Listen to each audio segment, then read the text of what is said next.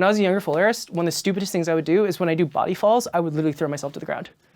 Like I would literally just like collapse and just like Stone Cold Steve Austin the ground. It was dumb. It was stupid. The pits were small and I definitely hurt my hips a few times.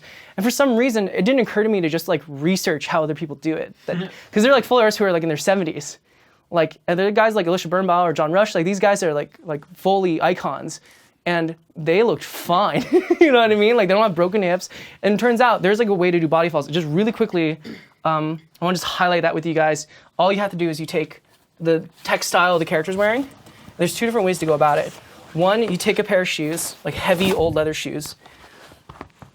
You wear them, you almost use them like you know, just like drumsticks, right? And then you obviously take it, and let's give this a try on this one.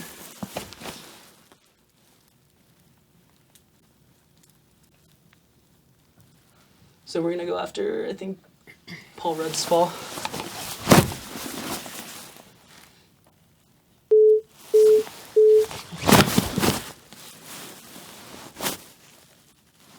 Like way more control, right? I'm not throwing myself in there. I'm not hurting myself. The other option is just to stomp your feet over the piece of clothing, right? So let me just quickly show up for that. Body fall alt technique, ready when you are.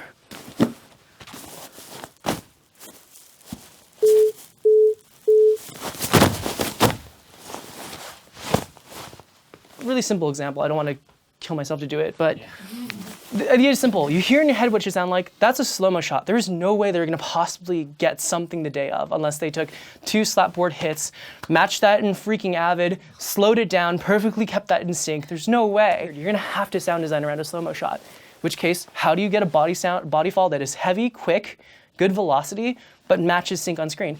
Really tough. Have your full airists do it. They're experts at slow motion shots. They will get it right.